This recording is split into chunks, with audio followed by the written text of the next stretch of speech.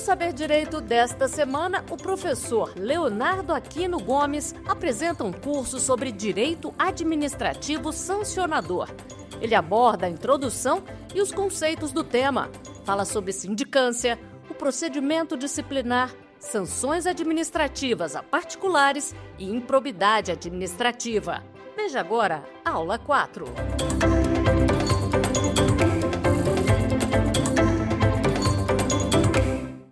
Bem-vindo ao programa Saber Direito.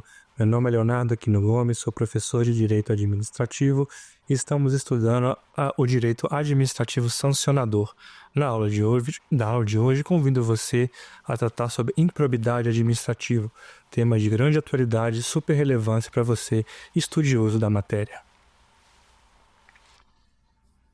No estudo dessa semana, estamos tratando sobre Direito Administrativo Sancionador. Desde o início, tenho trazido aqui para vocês as reflexões sobre o tema, a relevância do tema e também a diferença sobre a punição do Estado a seus servidores, o poder da administração conceituado como disciplinar, mas também a punição do Estado em relação ao particular, esse daí chamado de poder de polícia.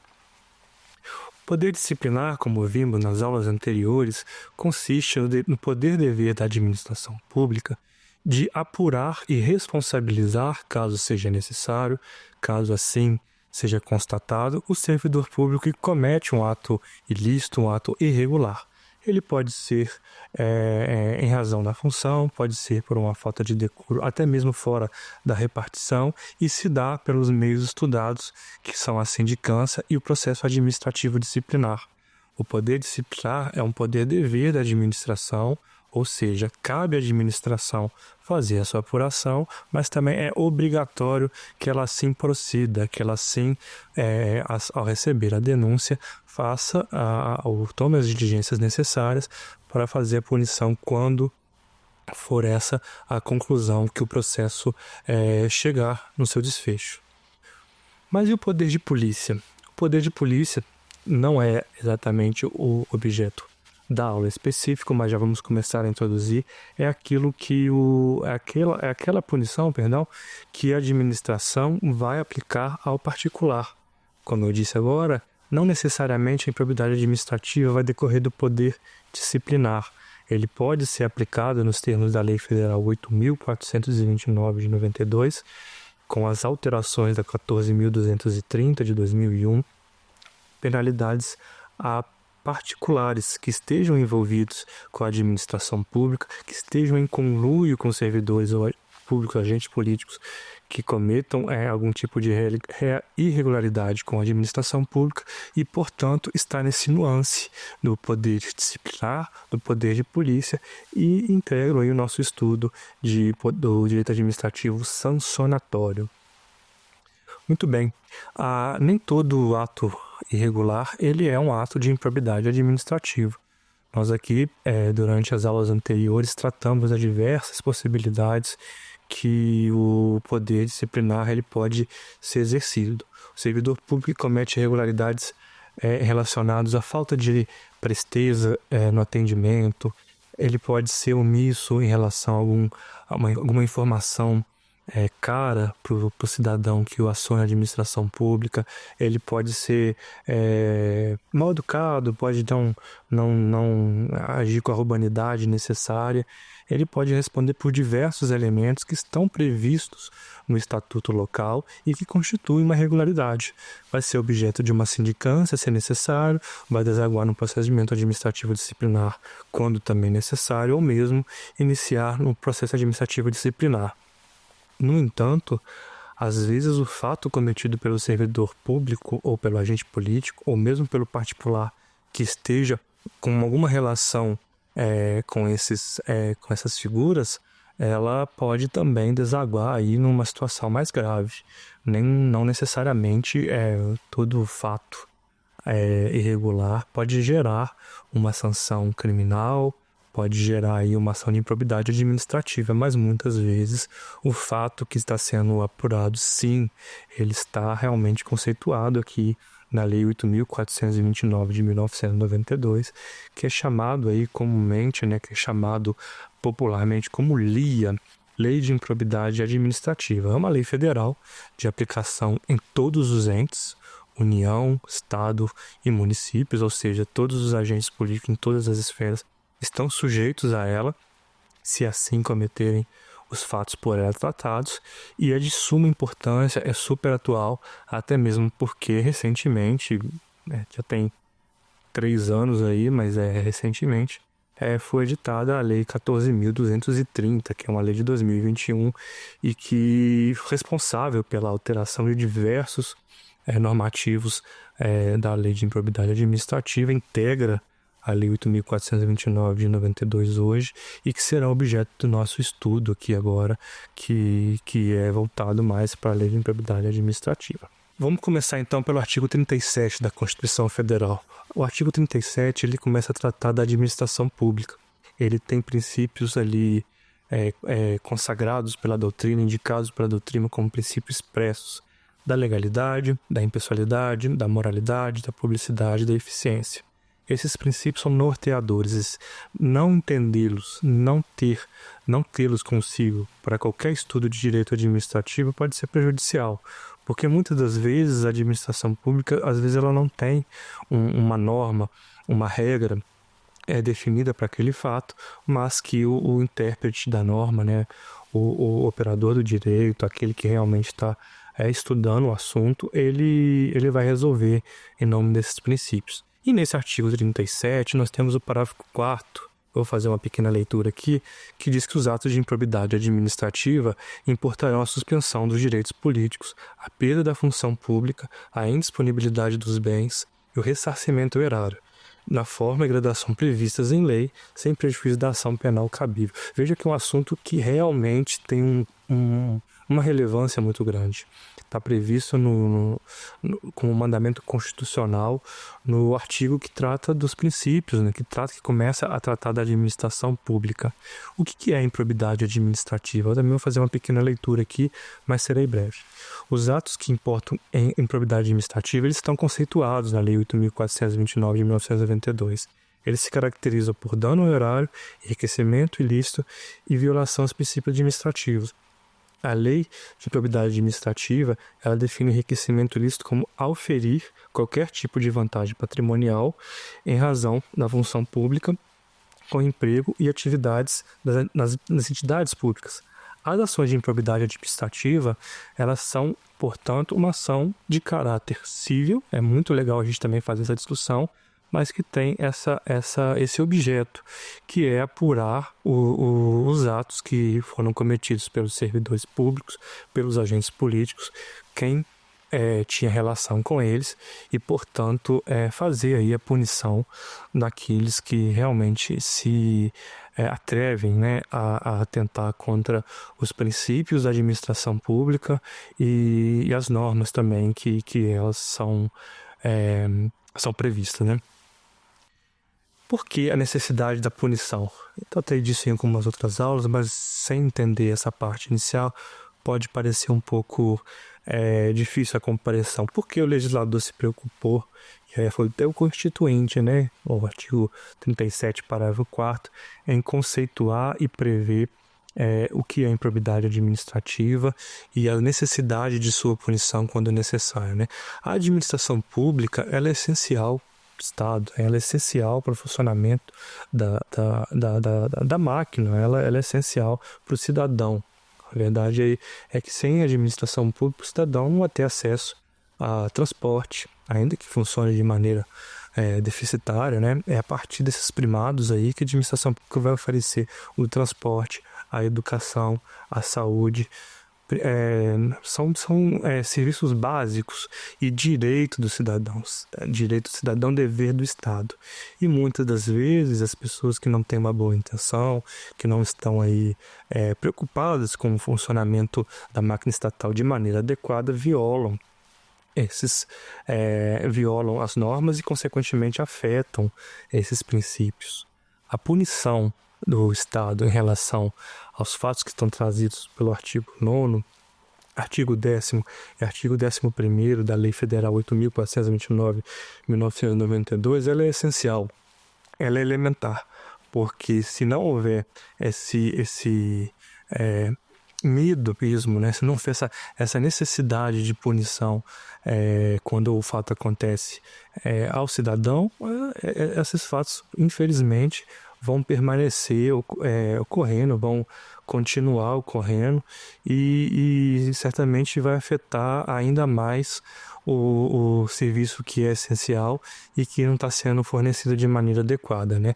Infelizmente, as pessoas que não têm aí uma boa intenção com a administração pública, seja o detentor ou não, né, de um cargo público, os particulares que estão envolvidos né, nessa fraude aí, nessa infração ao que está conceituado na Lei 8.429, elas vão realmente responder por isso, porque vão causar um transtorno absurdo à população. E normalmente as pessoas elas agem na parte de licitações, na parte de contratos, na parte que envolve o investimento do dinheiro público, né? Como a gente sabe, ele é arrecadado aí pelos tributos, né? Que são a forma do Estado arrecadar recursos para investimento, e muitas das vezes esse investimento ele é desviado para uma função aí, para um destino, na verdade, né? Que não é o que observa o interesse público como realmente deveria, né? Então a lei veio prevendo a Constituição, na verdade, prevendo essa necessidade de punição, e 4 anos, né? A lei de 92, 4 anos após a promulgação da Constituição Federal de 88, a Lei Federal 8.429 de 1992, ela veio e regulamentou os casos de improbidade administrativa e os atos aí que causam lesão ao erário, né? Eles, inclusive, são, por força também da Constituição, se forem dolosos, imprescritíveis. Tá aí no artigo 37, parágrafo 5º, parágrafo 6º da Constituição Federal.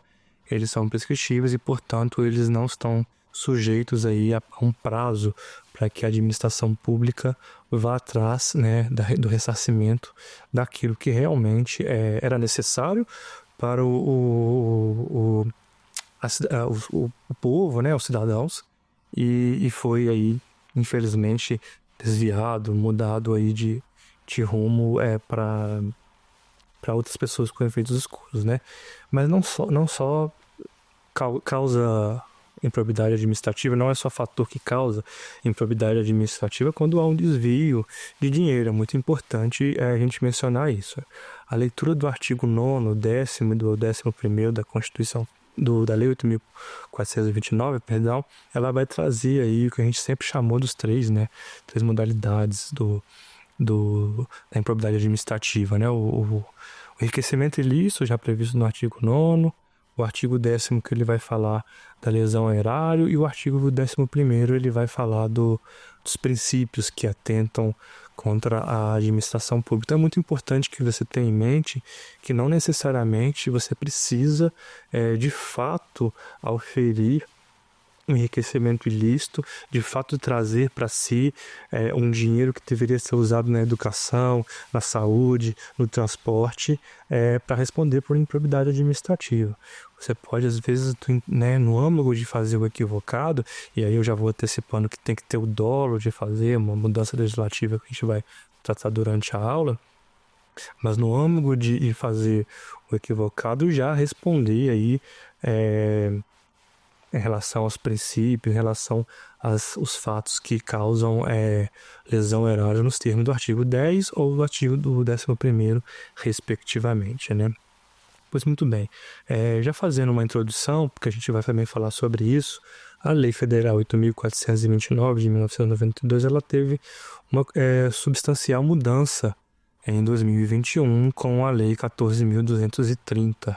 Essa lei ela fez uma alteração da lei da LIA, né, da Lei de Improbidade Administrativa, e hoje elas estão integradas. É importante que você, estudioso do tema, que você que tem interesse com relação a esse tema, faça a leitura da 14.230 ou então da lei integrada. Acho que é bastante legal no estudo aí você também trazer essa leitura da lei 14.230 para saber de fato que mudanças foram feitas, né?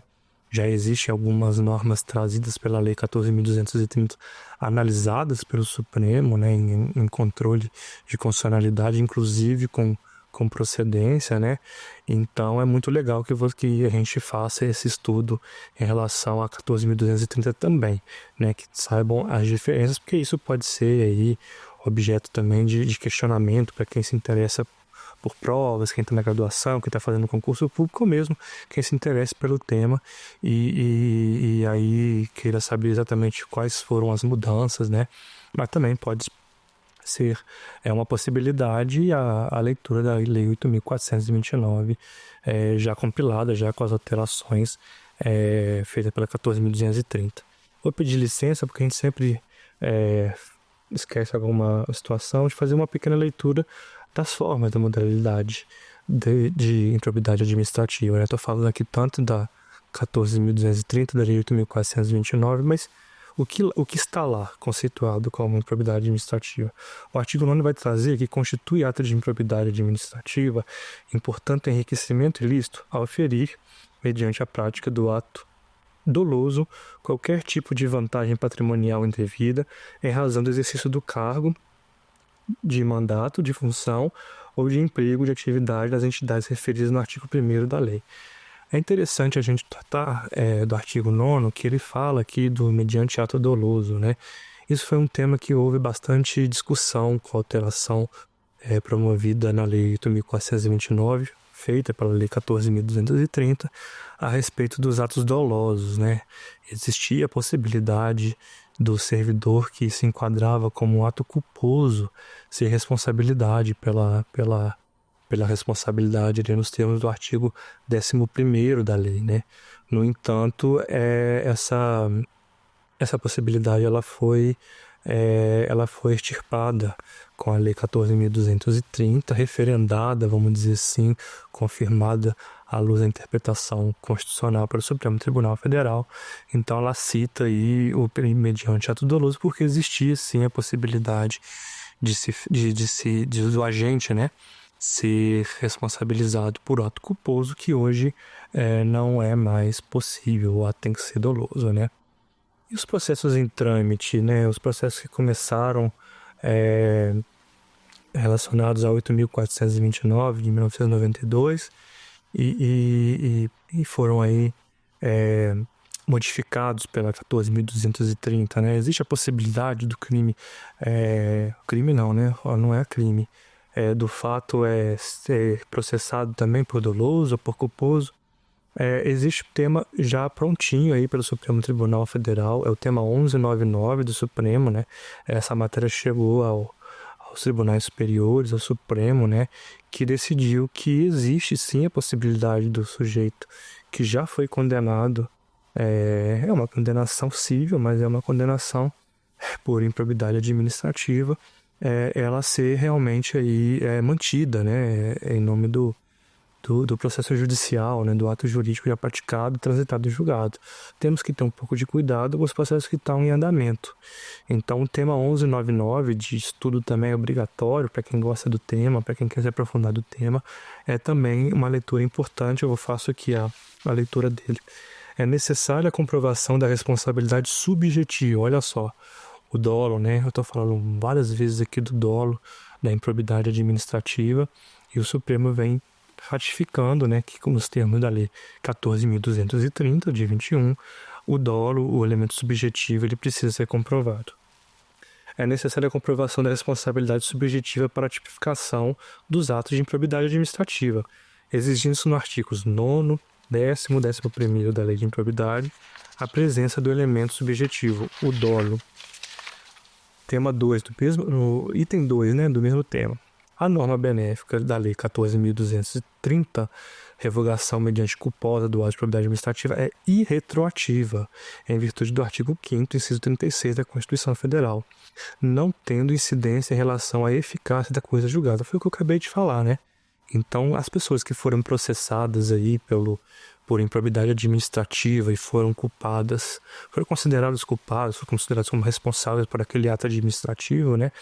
Ato administrativo não, aquele ato irregular, perdão, eles continuam respondendo, não há problema, não há necessidade de anulação do processo, não há necessidade de revisão, não é retroativa, não retroage para fins mais benéficos como é lá no Código Penal, né?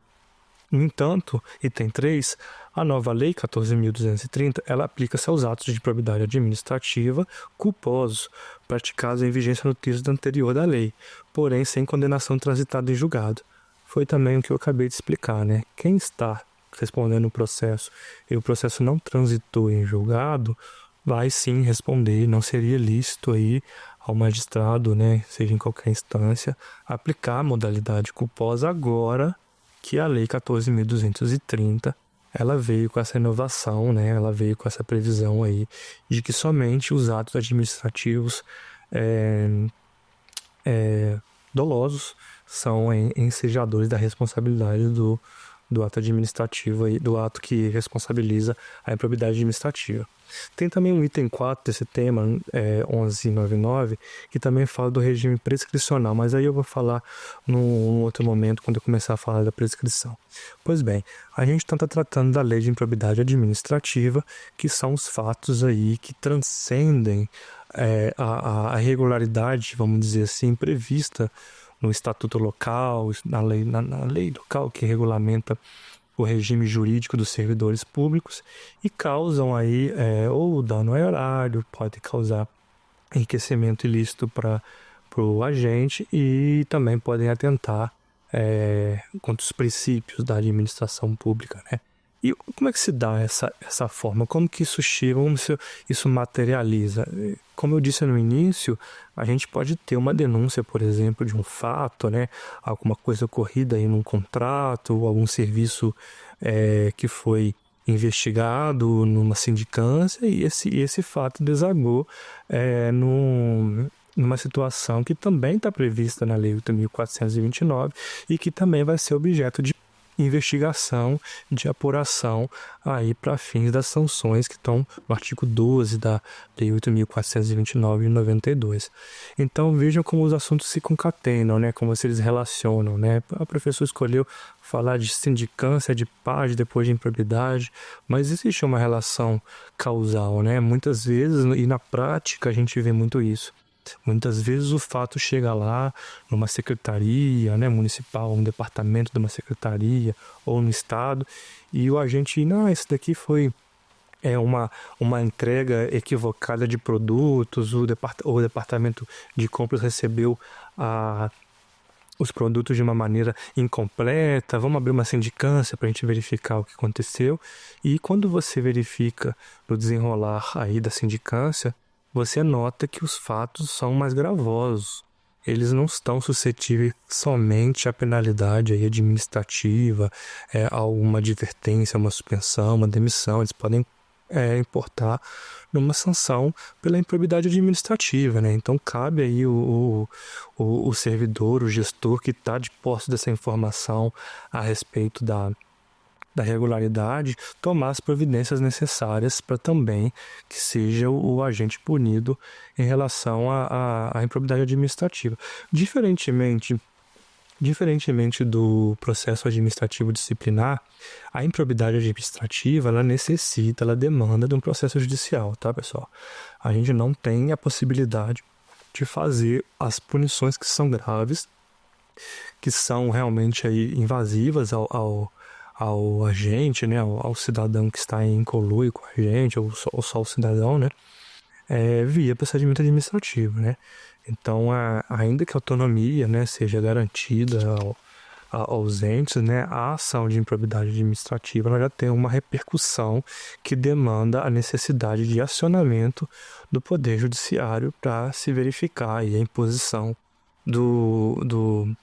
dos éditos aí condenatórios, vamos assim dizer. É uma expressão do penal, né? Mas a gente também pode dizer que é uma condenação que tem efeitos graves, como eu li ali no início da aula, ela gera a perda dos direitos políticos do cidadão. Isso é muito grave, né? Você ficar sem poder exercer aí seus direitos políticos. então ela demanda aí a necessidade de acionar o Poder Judiciário, né? E quem pode acionar o Poder Judiciário? Tema também de grande importância, grande relevância, pois houve uma mudança na 14.230/2021 com relação aos legitimados para poder ingressar em juízo e então requerer aí uma sentença, né, um acórdão que reconheça os atos de improbidade e aplique as sanções. Sempre houve a possibilidade da administração pública interessada valer-se da lei de improbidade administrativa para poder tutelar esse assunto. Até porque quem é a maior responsável pela apuração desse tema? A própria administração pública. Veja você, se algum agente comete um dano e desvia um dinheiro, ou então comete qualquer outra situação, tá lá no artigo 9º, artigo 10º, 11º, vale a leitura, não vou fazer aqui novamente para não ficar muito maçante, mas comete um dos fatos ali delineados, e a vítima, certamente, a maior vítima é a administração pública, né? Não tenha dúvida, né? Essa pessoa jurídica de direito público que está sofrendo, que perdeu aquele dinheiro em razão do fato que foi cometido por um agente em seu desfavor. Então, sempre houve essa possibilidade de que a administração pública, normalmente, né, a administração pública e os municípios, estados e União, são representados pela sua advocacia pública, pelas suas procuradorias. Então, vale-se desse meio, né, para levar ao juízo, né, o conhecimento do juízo, o que ocorreu, né, e, portanto, pedir a responsabilidade do agente. Com a Lei 14.230 de 2021, a legitimidade do Ministério Público passou a ser exclusiva. Então passou a ser uma novidade legal, mas já adianto que ela não vingou por muito tempo. Passou a ser uma novidade legal a exclusividade do ato da ação, né, de improbidade administrativa, né, dos fatos que estão ali na nossa lei de improbidade administrativa, serem tutelados somente pelo Ministério Público, obviamente que no âmbito do município e dos estados, pelo Ministério Público do Estado, né? E, obviamente, se for no âmbito da União, pelo Ministério Público Federal, aí, pelos seus representantes, né? No entanto, essa norma foi objeto de impugnação e eu tive até a oportunidade de escrever um pequeno artigo sobre esse tema quando a Lei 14.230 de 2021 foi publicada, que seria realmente complicado tirar a legitimidade ativa, né, a capacidade processual aí do ente da administração pública lesada como um dos titulares dessa nobre ação, porque embora seja algo para punir, ela é necessária para coibir os atos que são improbos, né? Então, cheguei a escrever esse artigo defendendo o retorno, defendendo a inconstitucionalidade dessa autonomia aí, dessa previsão exclusiva do Ministério Público, né, de capacidade exclusiva do Ministério Público de ajuizar, né? E esse tema realmente foi levado ao Supremo Tribunal Federal.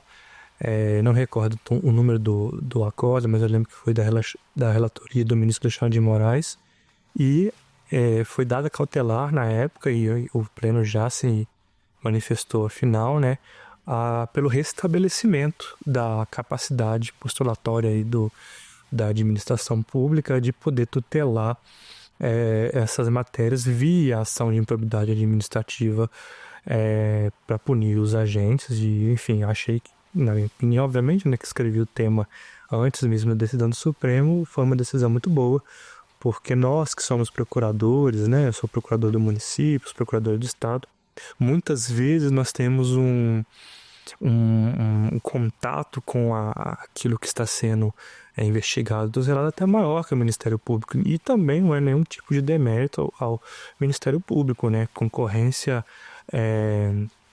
aí dos dois entes só garante que o cidadão que também quer ver o desfecho daquela ação de improbidade administrativa ser mais eficiente, né? Então pode haver aí uma concorrência é de ambos, não tem problema, é uma legitimidade concorrente e, portanto, isso para mim foi muito positivo. Ela alterou ali o artigo 17 da lei de improbidade. Foi muito bem. No início, na versão originária da Lei 8.429, e aqui estou prosseguindo com relação aos procedimentos, existia um juízo de recebimento dos fatos que estão ali tratados na Lei de Improbidade Administrativa, e esse juízo ele realmente foi extinto, e também, na minha visão, de uma maneira muito salutar, muito propícia para a gente andar com esse processo de uma maneira mais rápida, né? Por quê? A Lei 8.429, na sua versão original, previa que após a inicial, os citados, né, os indicados ali como o polo passivo da ação, né, os que respondem aí nos termos do artigo 1º da Lei 8.429, vale a leitura também, fossem notificados a apresentar uma defesa prévia. Veja aí, né, que falei tanto da defesa prévia na sindicância, enfim, ela também era prevista na Lei 8.429, e dessa notificação para a defesa prévia já havia ali basicamente a contestação, né?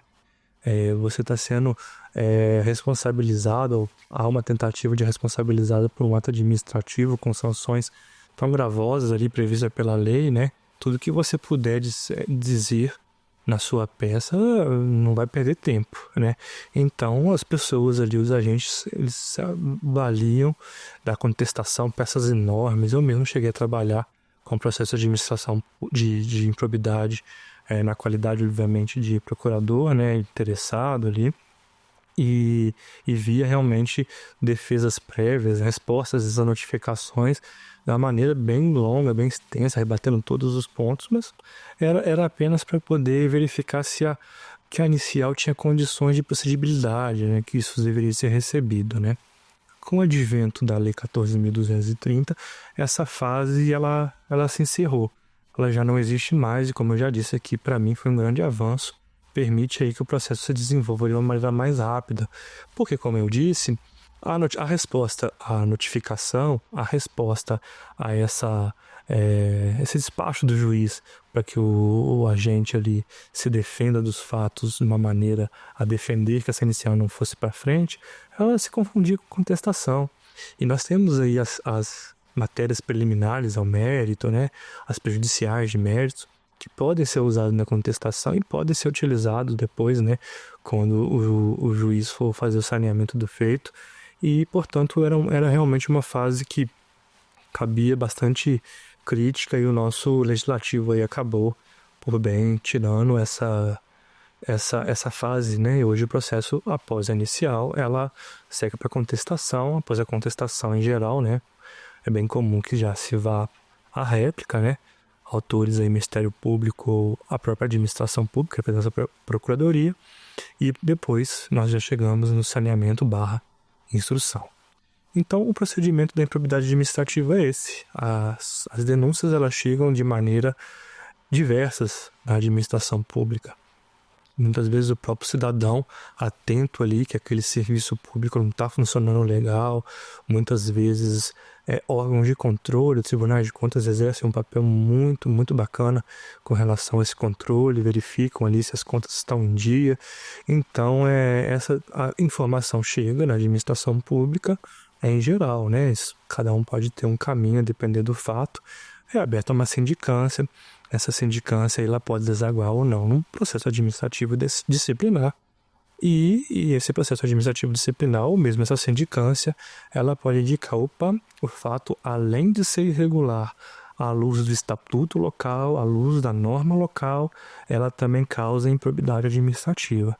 Então, vamos acionar a Procuradoria, né, do ente ali, do Estado, do município, a AGU, na União, né, para eles também tomarem as medidas necessárias, ou mesmo, né, se preferir assim, né, o agente, enfim, em contato aí com a advocacia pública local, se não tiver, enfim, mandar para o Ministério Público aí. Parece que esse fato aí, ele é um ato de improbidade administrativa, e essa ação ela vai ser levada ao Poder Judiciário, que então vai seguir esse procedimento que eu acabei de mencionar, né? Esse procedimento é muito complexo, mas muito interessante também, né? Eu tenho feito durante essas exposições sobre direito administrativo sancionatório uma comparação que eu mesmo faço a comparação, mas eu mesmo peço cautela, porque não são as mesmas coisas, mas eu estou sempre trazendo, né? Que é a comparação com o direito penal, com o direito processual penal. Também, tal qual a sindicância, o processo administrativo disciplinar, a improbidade administrativa ela não se confunde com as normas penais, com as normas processuais penais, né? Acabamos de fazer a leitura, a análise do tema 1199 aqui do Supremo Tribunal Federal e fica muito claro, né? Tanto é que a retroatividade aí, ela não se aplica da mesma maneira, a retroatividade da lei mais benéfica, né? Ela não se aplica da mesma maneira, prevalece aí a coisa julgada na lei de improbidade administrativa. Mas vamos refletir e fazer uma análise sobre as consequências da lei de improbidade administrativa e você vai verificar que muitas vezes as sanções impostas pela lei de improbidade administrativa, pelo direito administrativo sancionador, elas são mais gravosas que o próprio direito penal. Parem para refletir sobre isso. Às vezes você perder os sujeitos políticos, devolver o valor que ali está, obviamente, né, tem que devolver. Pagar multa, às vezes 3 vezes maior, ficar impedido de contratar com a administração pública, perder seu cargo público, elas são maiores, às vezes, que uma detenção ali prevista na norma penal. Muito embora, né, a norma penal tenha efeitos aí também que possam também gerar a perda do cargo público, enfim, isso aí também é matéria do penal, do processo penal. Mas a minha reflexão aqui é como é relevante o direito administrativo sancionador, né? Ele tem muitas das vezes mesmo, consequências mais gravosas até do que o direito penal na minha concepção. Muito embora, né, sejam matérias diferentes, enfim, e a gente aqui também está mais para falar sobre o direito administrativo, mas acho que a reflexão é válida e então eu trago ela aqui para que a gente possa refletir sobre o tema, né? Eu fiquei devendo a questão da retroatividade, do regime prescricional, né? Relacionado à prescrição, né? Com a lei 14.230 de 2021, houve também mudança em relação à prescrição, né? Eu vou fazer uma leve leitura aqui, que é o novo regime prescricional previsto na lei 14.230, irretroativo, aplicando os novos marcos temporais a partir da publicação da lei. Com a lei 14.230, houve muitos questionamentos relacionados à prescrição também, né? As pessoas aí que estão normalmente respondendo às defesas, né, no justo exercício do seu mistério, elas levam essas teses aos tribunais e isso foi objeto de discussão do tema 1199, prescrição, né? Tem prescrição para o ato que é considerado como improbo? O senhor falou aí no início que os atos eles não estão sujeitos à prescrição nos termos do artigo 37, parágrafo 5º, né? Tem prescrição, sim, para aplicação da penalidade, está regulamentada também pela lei. O que não é sujeito à prescrição, nos termos do artigo 37, parágrafo 5º, é exatamente a devolução, né, do erário quando o ato é doloso. Ou seja, se o agente ali, público ou não, ele pratica um ato que causa lesão ao erário, se ele pega aquele dinheiro ali, se ele realmente acaba desviando, né, o dinheiro para si, esse prazo realmente é profissional, se for doloso.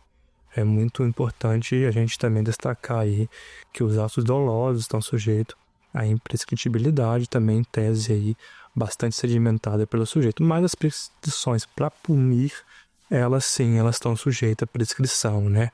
Ora, olha eu aqui falando novamente do direito penal. Se no direito penal existe a prescrição, né? Não seria diferente aqui na ação de improbidade. Os prazos também estão em lei e eles são nos termos do item 4 do tema 1199, sujeitos aí à retroatividade, né? Vale a leitura do acordo que gerou o tema 1199, é uma aula ali sobre improbidade administrativa, sobre o que está valendo, o que não está valendo. E então essa leitura realmente sobre improbidade administrativa, ela é muito realmente salutar. Pois bem, Após, voltando um pouco sobre o processo de improbidade administrativa, né, é importante a gente destacar seu caráter cível, né? Embora ele seja um caráter punitivo, ele está sujeito realmente a uma instrução que vai demandar aí a análise à luz do Código de Processo Civil e à luz das normas aí já ligadas não ao processo penal, né? Muito embora como eu disse aqui recentemente, ele esteja vinculado à aplicação de uma penalidade. Então, nós falamos de todo o processo de chegada do ato irregular à administração pública, e a partir do momento que ele se materializa no processo, a partir do momento que ele se torna litigioso, ele vai se sujeitar aos ritos do processo civil, nos locais, por exemplo, que não houver juiz especializado da Fazenda Pública, ele vai se processar no juízo civil, que esse juízo civil vai mandar determinar a citação, e essa citação vai vir a contestação, vai seguir todo o procedimento relacionado ao processo civil, inclusive em relação a preliminares, todas as peculiaridades, obviamente, voltadas para a Lei 8.429, alterada pela 14.230, e vai seguir a tramitação do processo à luz do civil. Cabe prova compartilhada com os processos administrativos, né? É possível, eu falei tanto aqui, né, dessa relação de causalidade que existe entre o PAD, entre a sindicância, cabe a importação desses elementos de informação na sindicância, dessa prova produzida no PAD, na instrução da improbidade administrativa. A resposta é positiva.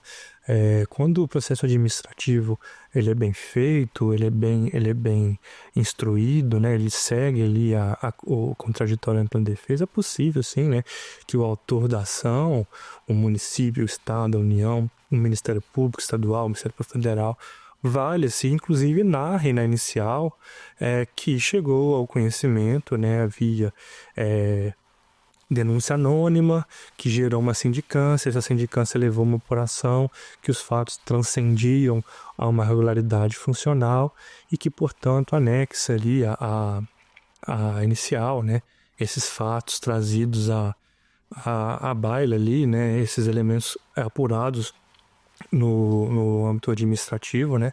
E, portanto, cabe, não é problema, inclusive é muito comum, só que deve haver um cuidado, né? Aí o juiz não vai ficar vinculado também à prova que foi produzida ou a conclusão que foi produzida no âmbito administrativo, né? Também, na minha concepção, seria um equívoco, né? O juiz aí, depois de uma inicial contestada, dizer que os fatos já foram apurados ali no procedimento administrativo, no processo administrativo, e, portanto, é procedente a ação. Acho que isso seria bastante complicado, passível de uma reforma, de uma nulidade, uma grande possibilidade. Então, ele vai instruir o processo.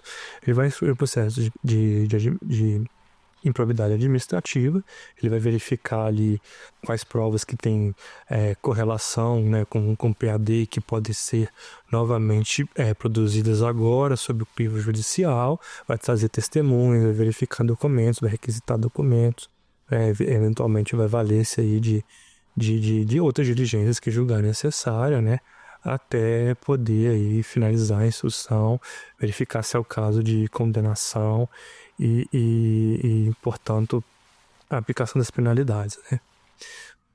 Instruído o processo é muito comum, até porque se trata de um procedimento punitivo e que demanda os mesmos cuidados que eu tanto enfatizei nas aulas anteriores sobre ampla defesa, sobre contraditório. Ele vai aí provavelmente abrir para as alegações finais à luz daquela instrução e fazer, obviamente, o juízo de valor aí, se o fato realmente é improbidade administrativa. Isso é muito importante. Eu já vi nesses 8 anos aí, quase 8 anos, 7 anos e 9 meses, como procurador, ações de improbidade administrativa serem julgadas de procedentes, não obstante a irregularidade do fato. Então, muitos magistrados, eles entendem que, beleza, foi feito ali um ato administrativo irregular, a pessoa ser punida no administrativo é relevante. Nós também já tratamos aqui da independência de instâncias, né? o fato realmente aconteceu, né? Não é uma causa de improcedência obrigatória lá do 386, inciso 1º e 4º do Código de Processo Penal, mas ele fala, olha, isso realmente não é aqui um elemento do artigo 9º, do artigo 10º, do artigo 11º, e, portanto, a mera irregularidade administrativa aí deveria ou já foi sancionada no aspecto do processo administrativo, né, no aspecto interno, e, portanto, eu julgo improcedente, né? Obviamente que não é uma sentença que o Ministério Público e, em geral, as procuradorias que entram com aquela ação gostam de ler, né? Mas é possível a manutenção, se eu não estou enganado, nesse caso específico que eu li, essa sentença foi confirmada pelo tribunal, né? Então, realmente é um entendimento aí que é possível realmente de se manter, né? Pois bem, a sentença também está submetida ao sistema recursal do processo civil. Ela cabe apelação, né? Os prazos são do Código de Processo Civil, não são do Código de Processo Penal.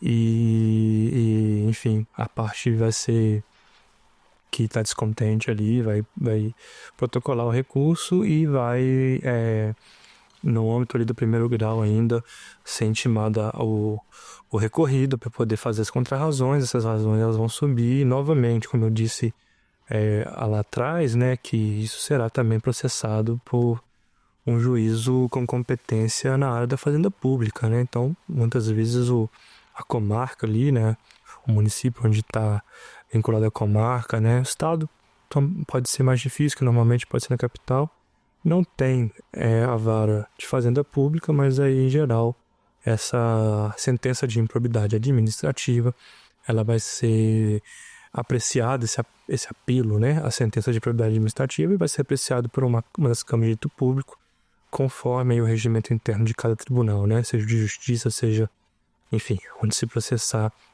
Não vou aqui fazer uma exposição de competências, né, mas em geral o que é importante falar é o aspecto civil da sentença civil, é o aspecto civil realmente do procedimento de improbidade administrativa, nada obstante a ele ser um procedimento aí que cabe uma punição, que cabe uma penalização e portanto, de comparação quase que não vou falar obrigatória, mas que corre de maneira automática na nossa cabeça. Quando estamos pensando em improbidade administrativa, sempre recorremos dos primados e dos princípios, né, primados e regras do processo penal. Pois muito bem, existe aí uma gama de assuntos para poder tratar de improbidade administrativa. Na linha do que eu estou fazendo nas aulas sobre sindicância e processo administrativo disciplinar, eu estou tratando do procedimento, eu estou tentando aqui fazer uma exposição de como ele funciona, né, trazendo uns exemplos da prática, como que é o rito de cada um, e com a improbidade administrativa não foi diferente. Eu evitei aqui de fazer uma análise do artigo 9º, 10º, 11º, de uma maneira mais profunda, né, porque isso poderia demorar bastante tempo, e eu trouxe aí como que esses fatos se dão na prática, tratando aí da autonomia, obviamente, da instância civil, do administrativo, mas não poderia deixar de trazer aí as novidades publicadas pela 14.230, né, trazidas pela 14.230, citando o tema 1199, que para mim é o grande tema aí. Viram outros, né, o STJ mesmo tem se pronunciado muitas vezes sobre o artigo 11, que é o tema que atenta contra os princípios, mas esse tema 1199 é de suma importância. Também falei aqui da inconstitucionalidade já reconhecida pelo Supremo Tribunal Federal sobre somente o Ministério Público ter capacidade para juizar, retornando aí a capacidade postulatória da advocacia pública. Para mim é um grande avanço, eu repito, né? Eu mesmo, antes do Supremo ter essa decisão, eu tinha publicado, né, um artigo que defendendo essa tese de que não poderia extirpar a competência, né, da advocacia pública. Mas é isso, são considerações que, na minha visão, integram o direito administrativo sancionador, né, porque, como eu tenho dito aqui, São situações diferentes do poder disciplinar, do poder de polícia, que é aquela punição estatal ligada aí ao particular, mas que estão dentro do direito administrativo e aplicando punições, sejam eles a servidores, sejam eles a pessoas que não são servidores, né? E, portanto, guardam essa relação de causalidade. Veja aí que durante as aulas eu tenho sempre rememorado algum ponto que eu tratei lá da sindicância, do procedimento administrativo disciplinar, e com a lei de improbidade administrativa não foi diferente. Sendo assim, eu convido vocês para participar do quiz, para a gente poder rememorar e fixar os elementos aqui tratados.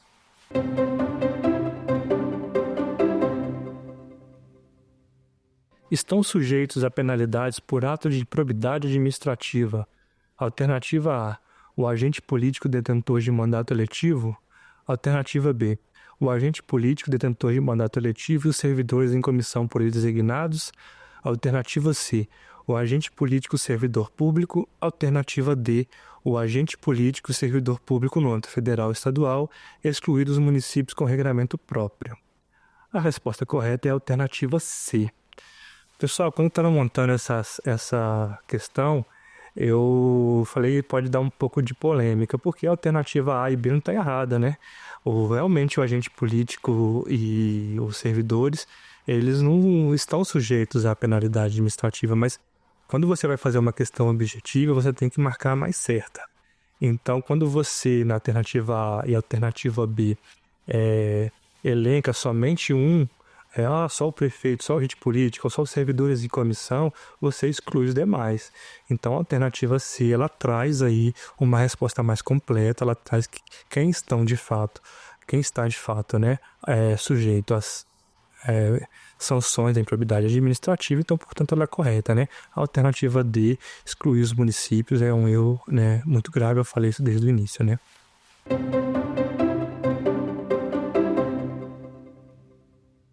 O prefeito municipal, punido por crime de responsabilidade nos termos do Decreto-Lei 201/67, alternativa A, não deverá responder por ato de improbidade administrativa, sob pena de bis in idem.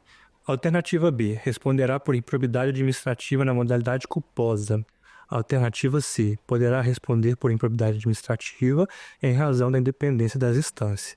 Alternativa D, responderá por ato de improbidade administrativa se autorizado pela Câmara de Vereadores. A resposta correta é a alternativa C, tá, pessoal? Também tratei aqui, não foi só nessa aula, mas nas aulas anteriores, sobre a independência das esferas. O fato de um elemento, né, um fato ser processado numa das instâncias, seja ela civil, penal, administrativa, ela não impede que outras esferas também adiante, né? O decreto citado na questão trata da lei de responsabilidade do prefeito, né? Os crimes de responsabilidade do prefeito, melhor dizendo. E ele ser responsabilizado por um crime de responsabilidade não afasta a possibilidade, né, do Ministério Público, da própria Procuradoria, por que não, né, da Advocacia Pública Local, valer-se também do manejo aí da improbidade administrativa para puni-lo. Então, não existe relação de prejudicialidade pelo fato de ele responder por um crime de responsabilidade e também responder por um ato de improbidade administrativa.